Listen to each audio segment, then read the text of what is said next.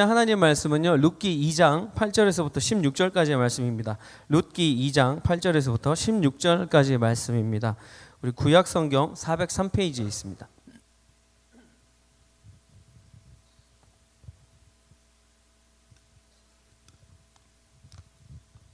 여러분 감기 조심하세요. 감기 많이들 걸리신 것 같은데 저도 지금 좀 위험한 상태입니다. 그래서 여유가 있으시면 시간이 되시면 저를 위해서도 기도해 주시고 저도 여러분들 위해서 기도하겠습니다. 감기 조심하시기 바랍니다.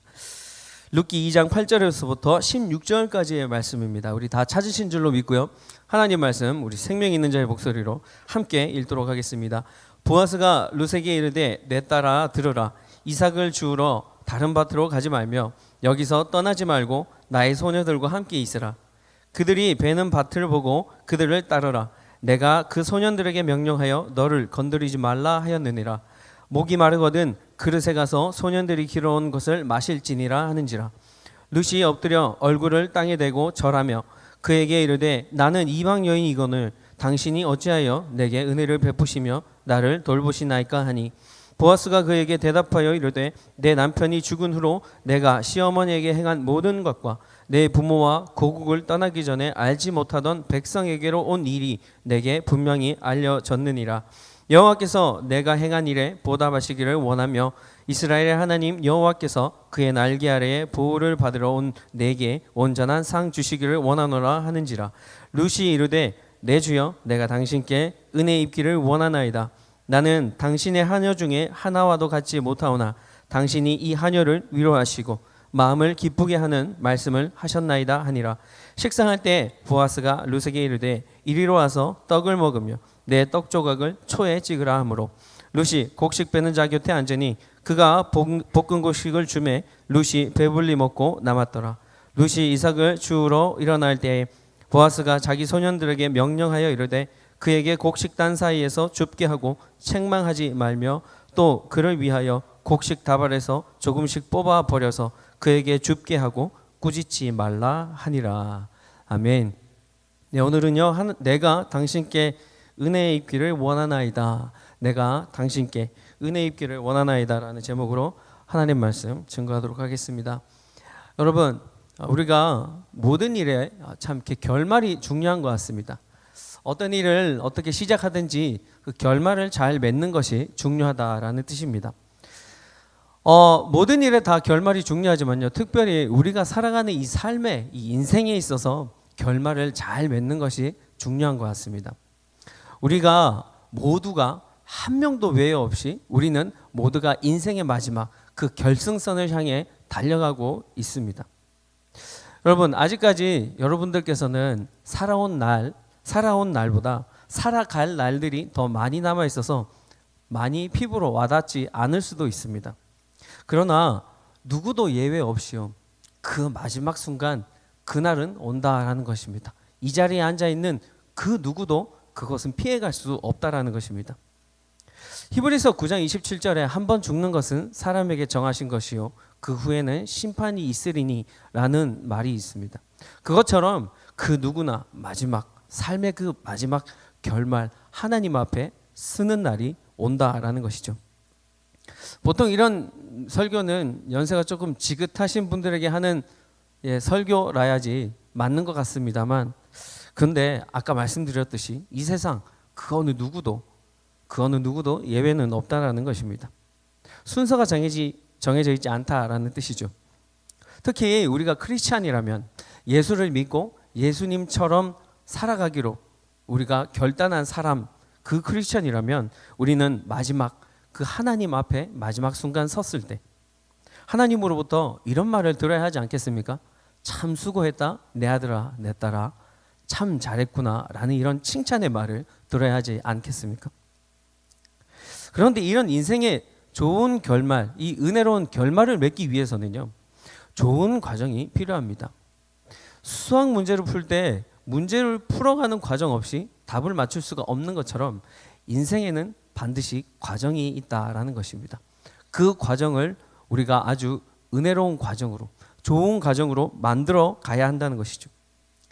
우리가 이 땅에서 어떻게 살아갔느냐의 과정 없이 마지막 순간 하나님 앞에 섰을 때 좋은 결론을 맺을 수가 없다라는 것이죠. 이런 좋은 결말을 위해서는 수학 문제를 풀어가는 그 과정처럼 인내해야 하는 과정이 우리 삶 가운데 있다라는 것입니다. 어렵고 힘든 과정일 것입니다. 그러나 그 과정을 반드시 지나가야 한다는 것이죠. 과일나무가 가을철에 그 과일나무를 따기 전까지 여름에, 그 무더운 여름에 햇볕을 견뎌내야 합니다. 비바람이 부는 그런 춥고 험악한 날씨 가운데에서도 나뭇가지에 꼭 붙어 있어 그들이 마지막 가을철에 결실을 할 때, 열매를 딸 때 그 열매를 맺을 수가 있다라는 것이죠. 이런 모진 과정들을 다 지나가며 견뎌며 우리는 결국에는 마지막 좋은 결실을 맺을 수 있게 된다라는 것입니다. 우리는 지난 시간 이방 여인 그 룻의 믿음에 대하여서 살펴보았습니다. 그의 삶의 과정은 우리가 지난 시간 보았던 것처럼 평탄하지가 않았습니다. 형통한 삶을 살지 못하였습니다. 그러나 그는 그 인생의 아름다운 결말을 위하여서 끝까지 달려가는 여인이었습니다. 결혼하자마자 남편을 잃었습니다. 뿐만 아니라 늙은 시어머니를 모시고 살게 되었습니다. 결혼을 하면서 믿게 된 하나님, 그 하나님으로부터 돌아서지 않고 그 믿음을 지키기로 결단했는데 인생이 풀리기는커녕 인생이 더 꼬일 대로 꼬여버렸습니다. 시어머니의 고향으로 돌아가기 위하여서, 그 유다 땅 베들레헴으로 가기 위하여서 모압 지방에서부터 먼 길을 늙은 시어머니를 모시고 가야 했던 것이죠. 돌아가는 그 길이 여자 2명이서 가기 결코 쉬운 길이 아니었을 것입니다. 공포와 두려운 그런 길이었다는 것입니다. 그리고 더욱더 그를 힘들게 만들었던 것은 시어머니의 고향인 그 이스라엘 유다 땅 베들레헴으로 돌아간다고 하더라도 그의 삶에는, 앞으로의 그의 미래에는 캄캄하다는 것입니다. 길이, 분명한 길이, 확실한 길이, 내가 걸어가야 할 길이 나 있지가 않다라는 것이죠. 뚜렷한 계획도 없었을 뿐더러 시어머니 나오미는 이 며느리, 이 룻에게 이런 얘기를 합니다. 얘야, 내가 어쩌면 하나님께 저주를 받은지도 모르겠구나. 그런데 내가 걱정하는 것은 그 저주가 너에게도 미칠까 두렵다라고 얘기한다는 것이죠. 이런 얘기를 들은 룻, 그 며느리 룻이 불안해하지 않을 수가 없지 않겠습니까? 이 말을 듣고 불안해하지 않고 걱정하지 않을 사람이 누가 있겠습니까?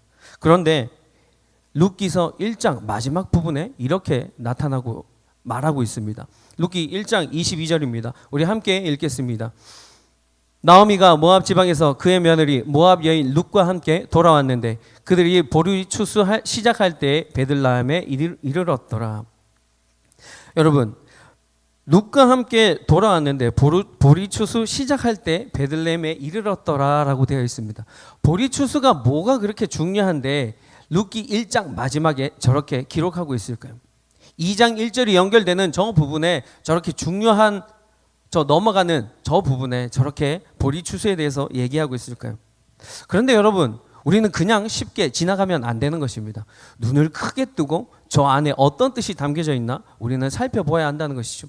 저것은 그냥 쉽게 우리가 지나갈 수 있는 그런 뜻이 아닙니다. 룻과 나오미에게 하나님께서 앞으로의 삶에 대해서 어떻게 살아갈 수 있을까, 삶의 방법을 제시하고 있다라는 것입니다. 그들이 최소한 먹고 살 수 있을 정도로 그 길을 열어주신다는 것입니다. 인내의 과정을 지나고 있는 하나님의 자녀들을 하나님께서는 그저 내버려 두지 않는다라는 것을 말씀하고 있다는 것입니다. 어렵고 힘든 과정, 그 어렵고 힘든 과정을 포기하지 않고 내려놓지 아니하고 하나님으로부터 돌아서지 않고 하나님을 향한 그 믿음을 붙들고 있는 하나님의 자녀들에게 하나님의 그 은혜가 시작되고 있다는 것을 의미하고 있는 것입니다. 하나님의 은혜가 시작되는 것처럼 보이나? 그러나 하나님의 은혜는요, 한순간에 모든 것을 바꿔놓지 않습니다. 우리의 삶을 단 한순간에 한 번에 변화시키지 않는다라는 것입니다. 하나님의 은혜로 인한 삶의 변화는요, 좀 더디게 진행될 수 있습니다. 한 단계 한 단계 더디게 갈 수 있습니다. 그러나 우리가 믿는 하나님의 그 시간, 그 카이로스의 시간은 세상 사람들이 말하는 그 크로노스의 시간과는 다르다라는 것입니다. 우리가 크리스찬이라면 하나님의 시간, 하나님께서 이끌어가시고 인도해가는 그 카이로스의 시간, 그 시간에 온전히 들어가야 한다라는 것입니다. 룻기 2장 1절에 나오미의 남편 엘리멜렉의 친족으로 유력한 자가 있으니 그의 이름은 보아스더라. 나오미의 고향 베들레헴으로 돌아오니 그의 남편의 친척이 살고 있었을 것입니다. 어려서부터 태어나서 자랐던 곳이기 때문에 많은 친족들이 있었겠죠.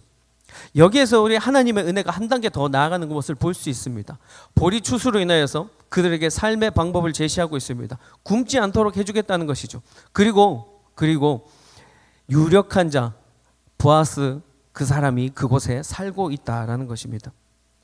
이 보아스는요, 베들레헴 땅에 살고 있는 그 룻의 시아버지의 친족이었습니다. 시아버지의 친족이라면 그 룻, 죽은 룻 남편, 그 남편의 친척이 된다라는 뜻이죠.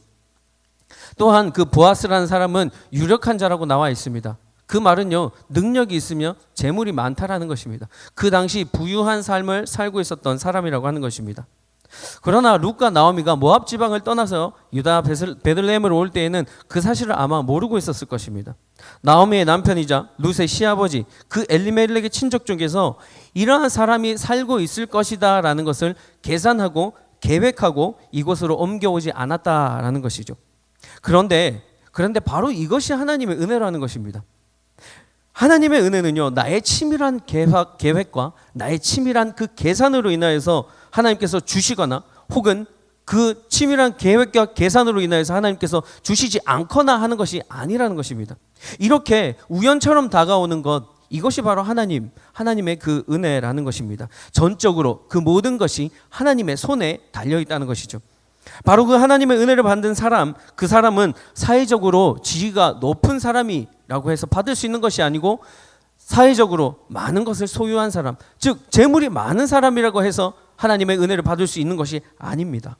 시어머니를 따라왔으나 미래가 캄캄하여 앞날이 보이지 않고 호락호락하지 않은 그 인생길 앞에서 놓여있다 할지라도 그저 하나님을 쉽게 돌아서는 것, 그런 삶을 사는 사람이 아니라 그 모든 과정, 어렵고 힘든 그 인내의 과정을 견디는 사람, 바로 룻과 같은 사람에게 주어지는 것, 그것이 바로 하나님의 은혜라는 것입니다. 하나님께서 주시는 이런 은혜가 우리 다 경험하고 누리길 간절히 소망합니다. 자, 그렇다면 여러분, 은혜를 받기 위해서, 이 룻과 같은 하나님의 은혜를 온전히 누리기 위해서 우리는 어떻게 해야 되는지 좀 더 구체적으로 알아보고 하나님 말씀으로 우리가 은혜 나누는 시간 되기를 원합니다. 첫째는요, 말씀을 잘 따르는 삶을 살아야 합니다. 우리가 하나님의 은혜를 온전히 누리기 위해서는 말씀을 잘 따르는 삶을 살아야 합니다. 당시에는요, 이삭 줍기에 대한 율법이 있었습니다. 이것은 하나님의 명령이었습니다. 배가 고픈 자들, 그들을 먹이기 위하여서, 가난한 자들, 그들에게 음식을 주기 위하여서 하나님께서 세워놓으신 율법, 하나님의 말씀이었다는 것이죠. 레위기 19장 9절에서 10절 말씀입니다. 우리 함께 읽겠습니다. 너희가 너희의 땅에서 곡식을 거둘 때 너는 밭 모퉁이까지 다 거두지 말고 내 떨어진 이삭도 줍지 말며 내 포도원의 열매를 다 따지 말며 내 포도원에 떨어진 열매도 줍지 말고 가난한 사람과 거류민을 위하여 버려두라. 나는 너희의 하나님 여호와니라. 이어서 우리 신명기 24장 19절 말씀, 우리 현대화 성경 버전으로 읽겠습니다.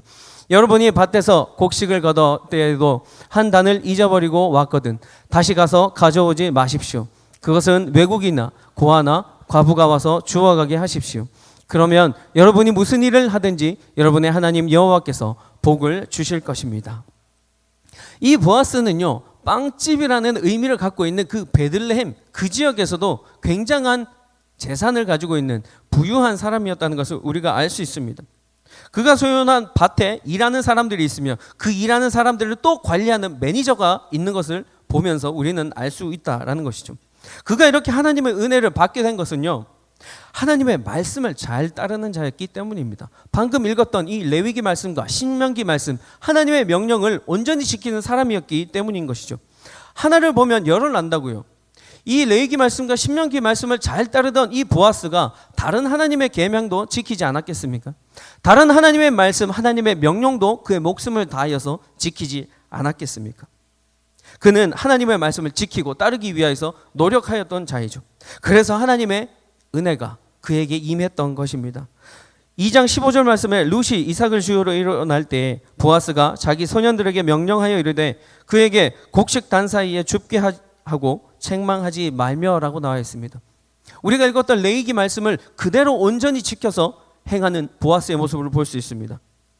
뿐만 아니라 보아스는요, 하나님의 말씀을 그대로 지키는 것 그뿐만 아니라 더 한 단계 앞서 나아가서 하나님 말씀을 더 잘 지키기 위해서 노력했다는 것을 볼 수 있습니다.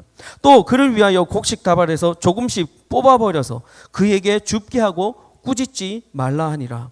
추수를 하다가 흘린 이삭, 그것을 줍는 것에서 그치는 것이 아니라 오히려 일부러 곡식단에서 많은 곡식들을 빼서 일부러 버려라 하는 것입니다. 그 룻이 주울 수 있게, 가난한 고아와 과부가 주울 수 있게, 그들의 생명을 연장해 나아갈 수 있게 하나님의 은혜를 베풀어라 라고 얘기한다는 것입니다. 더 많이 주라고 얘기하고 있다는 것입니다. 이렇게 배고픈 사람, 고아와 과부 같은 사람들을 불쌍히 여기고 그들에게 먹을 것을 주는 그 보아스는 하나님의 말씀을 온전히 따라가는 사람이라는 것입니다.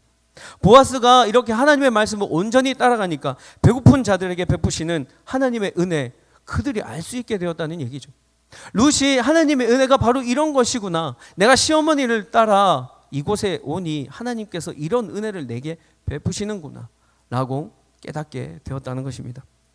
하나님의 말씀은 우리가 하나님의 그 말씀을 온전히 따르게 되면 우리가 전혀 계산하지 못했던, 내가 전혀 계획하지 못했던 하나님의 은혜를 경험하게 된다는 것입니다. 그들이 모압을 떠나왔을 때 이런 일이 있을 것이라고 예상이나 했겠습니까? 보아스를, 친족 중에 한 명이었던 그 보아스를 만날 것이라고 그들이 예상이나 했겠습니까? 추수하다가 땅이 흘린 이삭처럼 하찮아 보이고 작아 보이는 그것이 어쩌면 하나님의 은혜의 시작이라는 얘기인 것입니다. 하나님의 은혜의 시작은 하나님의 말씀을 온전히 순종하면서부터 출발한다는 것입니다. 보아스에게는 이런 의미의 행함이 있었던 것이죠. 그저 바리새인들이나 율법학자들이 문자적으로만 그냥 글로만 읽던 하나님의 율법을 그대로 지식적으로만 안는 것이 아니라 보아스는 하나님의 말씀을 따르며 온전히 행하는 사람이었다는 것입니다. 야고보서 2장 15절과 16절 말씀입니다. 만일 형제나 자매가 헐벗고 일용할 양식이 없는데 너희 중에 누구든지 그에게 이르되 평안히 가라, 덥게 하라, 배부르게 하라 하며 그 몸에 쓸 것을 주지 아니하면 무슨 유익이 있으리요. 보아스는 이처럼 문자적으로만 하나님의 말씀을 받아들인 것이 아니라 행동으로, 행함으로 옮겼던 사람이라는 것입니다. 하나님의 말씀을 따르는 그 보아스는요, 마음밭이 참 좋은 사람이었습니다. 모든 재벌들, 모든 재력가들, 모든 물질이 많은 사람들, 그 사람들이 다 그런 것은 아니지만 때론 자신이 알지도 못하는 사이에 자기가 가지고 있는 그 재력, 그 부를 다른 곳에, 다른 용도로 사람들을 하대하는, 낮게 보는 그런 행동을 하는 사람들이 있지 않습니까? 자신이 가지고 있는 그 권력과 재물을 잘못 사용하는 사람들이 많다라는 것이죠. 한국에서 갑질 논란 일어났던 건 기억하시죠? 그 사람들이 자신이 가지고 있던 그것이 그저 자기의 노력으로, 자기의 능력으로 내가 가질 수 있었다라고 생각했기 때문에 그들이 그렇게 행했다는 것입니다. 만약 그들이 보아스처럼 하나님의 말씀을 잘 따르는 사람이고 내가 하나님의 말씀을 잘 따랐기에 하나님께서 은혜 주셔서 하나님께서 이런 좋은 풍요로움을 나에게 허락하셨다면 그들이 과연 그렇게 행동할 수 있었을까요?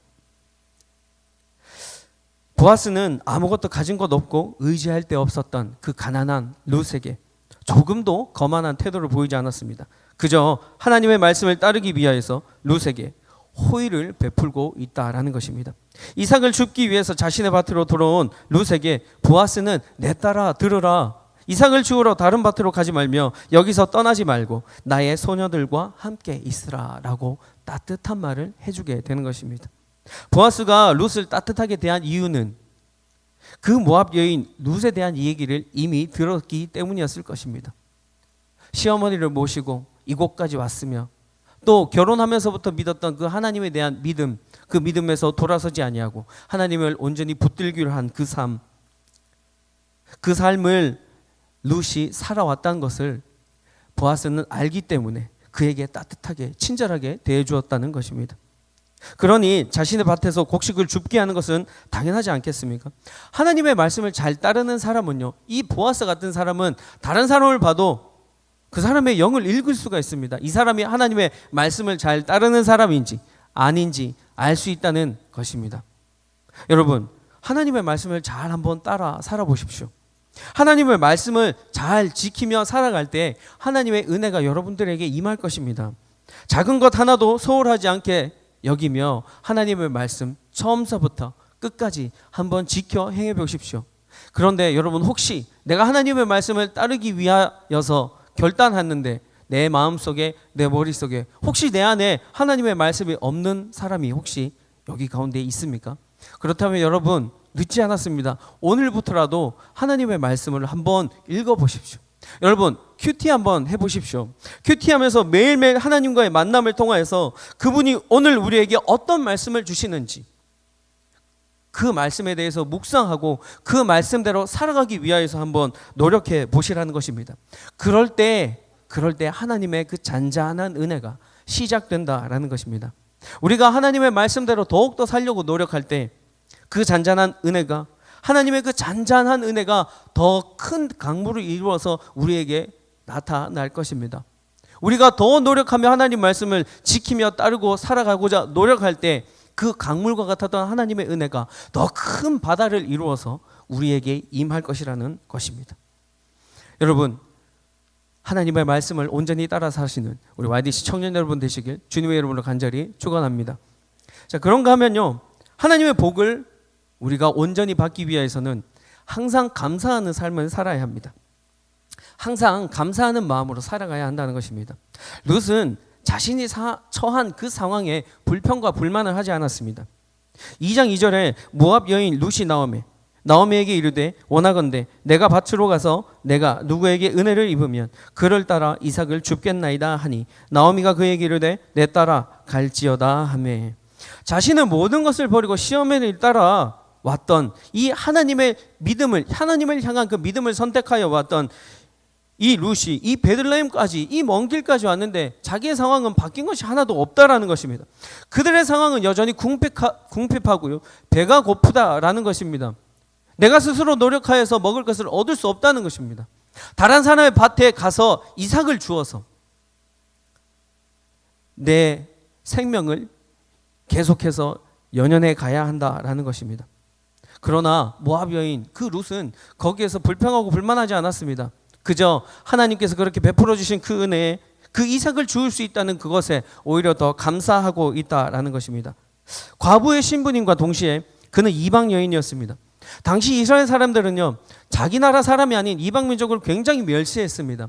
오늘날도 그와 같지는 않지만, 예전과 같지는 않지만 이스라엘 사람들은 다른 사람들과 함께 물도 같이 마시지 않습니다. 다른 사람들을 집에 초대하지도 않고요, 또 다른 사람들의 초대를 받았다고 해서 그 집에 선뜻 가지도 않습니다. 이처럼 그들은요, 자신들만 우월하다는 그런 생각을 가진 우월 민족 의식이 있었기 때문입니다. 사마리아인들을 오죽하면 개라고 불렀겠습니까? 이처럼 이방 민족을 차별 대우 받을 수 있는 그런 룻의 입장이었으나 이삭을 주울 수 있게 된다는 것만으로도, 그 누구에게 은혜를 입게 되는 것만으로도 그 룻은 감사하다는 것입니다. 이방 여인의 신분으로서 이삭을 주울 수 있다는 것, 그것이 바로 하나님의 은혜, 그것에 감사하고 있다라는 것입니다. 이런 감사한 마음을 가지고 있는 룻에게 하나님의 은혜는 우연을 가장한 운명처럼 다가오게 된다라는 것입니다. 2장 3절 말씀입니다. 우리 함께 읽겠습니다. 룻이 가서 베는 자를 따라 밭에서 이삭을 줍는데 우연히 엘리멜렉의 친족 보아스에게 속한 밭에 이르렀더라. 우연히 엘리멜렉 친족 보아스에 속한 밭에 이르렀더라 라고 되어 있습니다. 우연히. 보아스 그 밭으로 룻이 갔던 것이 우연이라고 생각하십니까?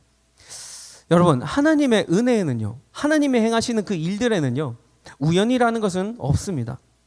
하나님께 감사하는 자에게, 바로 그 감사의 마음을 표현하는 자에게 하나님의 섭리, 하나님의 계획으로 일어난다라는 것입니다. 절대 우연은 없습니다. 이것이 바로 하나님의 은혜, 하나님의 헤세드라는 것입니다. 2장 4절 말씀으로 또 다시 함께 읽겠습니다. 마침 보아스가 베들레헴에서부터 와서 베는 자들에게 이르되 여호와께서 너희와 함께 하시기를 원하노라 하니 그들이 대답하되 여호와께서 당신에게 복 주시기를 원하나이다 하니라. 왜 마침 보아스가 그곳에 갔을까요? 우연히 룻이 보아스의 밭으로 갔는데 왜 마침 보아스가 왔을까요? 이것이 정말 우연이라고 생각하십니까?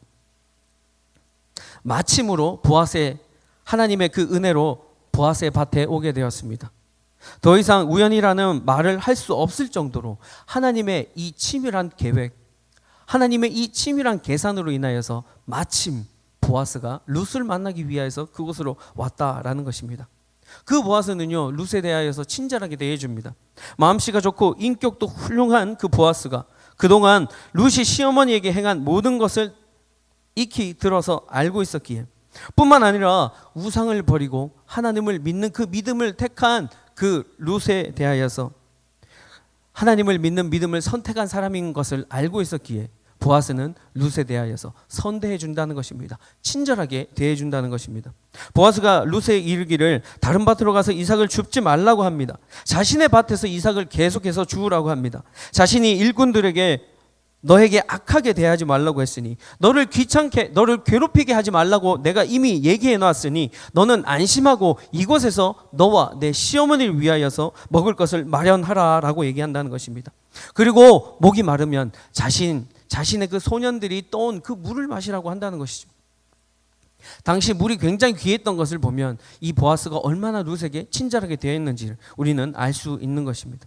그리고 룻은요, 이 보아스가 자기에게 해준 이 친절함에 대해서 감사하는 자세를 가지며 보아스에게 이렇게 얘기합니다. 룻이 엎드려 얼굴을 땅에 대고 절하며 그에게 이르되 나는 이방 여인이거늘 당신이 어찌하여 내게 은혜를 베푸시며 나를 돌보시나이까. 룻은 이 보아스의 호의를요 당연하게 생각하지 않았습니다. 그냥 가난한 과부 나를 도와주겠지, 이것이 그냥 하나님의 은혜겠지라고 생각하지 않았다라는 것입니다. 보아스에 대하여서 이 감사의 표현을 하고 있다라는 것이죠. 엎드려 얼굴을 땅에 대고 절하며 라는 것은 신적인 존재에게만 할 수 있는 그런 행동이라는 것입니다. 보아스는 사람이었지만 얼마나 감사했으면, 룻이 보아스에게 받은 그 은혜가 얼마나 크게 느껴졌으면 이 감사의 표현으로 신에게만 할 수 있는, 하나님에게만 할 수 있는 그런 표현으로 엎드려 얼굴을 땅에 대고 절하며 나아간다고 하는 것입니까? 이 당시 사사시대의 사람들은요 하나님을 무시하였습니다. 하나님께서 베풀어준 은혜를 무시하였고 그 은혜에 감사하지 않았습니다. 자기의 소견에 좋은 대로 행하였기에 하나님의 은혜에 대하여 항상 감사하지 않는 그런 삶을 살았던 사람들이었습니다. 하나님의 은혜에 감사하지 않을 뿐더러요 하나님의 그 은혜에 악으로 대갚았던 사람들이었습니다. 그것이 바로 이 사사시대를 살고 있었던 사람들의 행동이었던 것이죠. 그러나 룻은 달랐습니다. 자신에게 베푼 보아스의 그 이삭 줍기를 허락한 그 작은 은혜에도 감사하는 마음을 가졌다는 것이죠. 그리고 내 주여 내가 당신께 은혜 입기를 원하나이다 하며 언제나 감사해야 하는 마음을 가진 룻에게, 그 룻에게 보아스는 더 큰 은혜를 베풀게 되는 것입니다. 먹을 것을 준 것에서 그것에서만 그친 것이 아니라 가까이 오라 하여서 떡을 주고 초를 찍어 먹게 하였던 것입니다. 즉 말하자면 꿀과 같이 달콤한, 그 당시 일꾼들은, 그 당시 신분이 낮은 사람들은 쉽게 먹을 수 없는 그런 것들을 먹게 하였다는 것이죠. 그리고 떡을 준 것만 아니라 볶은 곡식, 여러 가지 다양한 음식들까지도 베풀게 되는 그런 은혜를 보아스가 룻에게 행하여 주었다는 것입니다. 그리고 보아스의 은혜는 여기서 그치지 않습니다. 룻이 곡식 단 사이에 이삭을 주울 때 절대로 눈치 주지 말라고 그의 하인들에게 얘기하는 것입니다. 많이 줍게 놔두라고, 그냥 놔두라고 그렇게 얘기했던 것이죠. 그리고 더 많이 주울 수 있도록 일부러 룻 근처에 이삭을 많이 흘려놓으라고 얘기를 한다는 것입니다. 이것이 바로 감사하는 자 룻에게 보아스를 통하여서 베풀어 주신 그 하나님의 은혜, 그 하나님의 헤세드라는 것입니다. 그러고 보면 우리에게도 하나님의 은혜가 충만히 임한 것을 볼 수 있습니다. 집에 쌀 떨어져서 다른 집에 쌀 구하러 다니는 사람 없죠. 다른 집에 쌀 빌리러 다니는 사람들 없습니다. 내가 돈을 조금 더 많이 모으기 위해서 열심히 일하지 돈이 없어서 다른 사람들에게 꾸러 다니지는 않지 않습니까? 부족함이 없는 건, 다른 말로 꾸러 다니지 않아도 되는 것, 이것이 바로 우리에게 임한 하나님의 은혜라는 것입니다. 이것이 바로 우리에게 임한 하나님의 헤세드라는 것입니다. 그리고 그 부족함이 없는 삶을 주신 것에 대하여 하나님께 감사하는 자에게 하나님께서는 더 큰 은혜로 갚아 주신다는 것입니다. 사랑하는 청년 여러분, 말씀을 정리하겠습니다. 우리는 하나님의 은혜를 원한다고 간절히 고백하고 계십니까? 그렇다면 한번 실천해 보십시오. 하나님의 말씀을 따라 살겠다고 한번 실천해 보십시오. 여러분, 늦지 않았습니다. 오늘부터 시작해 보십시오. 오늘부터 큐티해 보십시오. 오늘부터 하나님께서 나에게 어떤 말씀을 주실까 기대하는 마음으로 성경책을 한번 펴 보십시오. 말씀을 묵상하고 그 말씀대로 주님 제가 살겠습니다라고 한번 결단해 보시라는 것입니다. 하나님의 잔잔한 은혜가 내게 내 삶에 어느덧 임하게 될 것이라는 것입니다. 또한 늘 모든 일에 감사한 마음을 가지고 살아보시기 바랍니다. 보아스의 은혜에 감사했던 룻이 누렸던 그 은혜가 바로 우리의 삶에게 동일하게 느껴질 것입니다. 임할 것입니다. 룻이 누린 그 은혜가 그저 배불리 먹은 것에서 그쳤다 생각하십니까? 사실 룻은요 더 큰 은혜를 받았습니다. 룻과 보아스는 후에 결혼하게 되는데 그 룻과 보아스 사이에서 태어난 사람이 오벳입니다. 오벳은 누구냐 하면 다윗의 할아버지인 것입니다. 오벳이 이새를 낳고 이새를 다윗을 낳았습니다. 그 족보에서 그 다윗의 혈통에서 예수 그리스도가 태어나게 되신 것이죠. 작은 은혜에 감사한 이 이방 여인 이 룻을 통하여서 우리를 구원하기 위해서 이 땅 가운데 오신 예수 그리스도가 탄생하게 된다라는 것입니다. 여러분, 이것이 바로 하나님의 은혜 아닙니까? 이것이 바로 내가 기대하지 못했던, 내가 계획하지 못했던 하나님께서 베풀어 주시는 그 헤세드 아닙니까? 하나님의 말씀에 순종하고 늘 감사한 마음을 가지고 살아 하나님의 헤세드를 누리는 여러분이 되시길 주님의 이름으로 간절히 축원합니다. 축원합니다. 우리 다 함께 주신 말씀을 한번 기도하며 나아갔으면 좋겠습니다.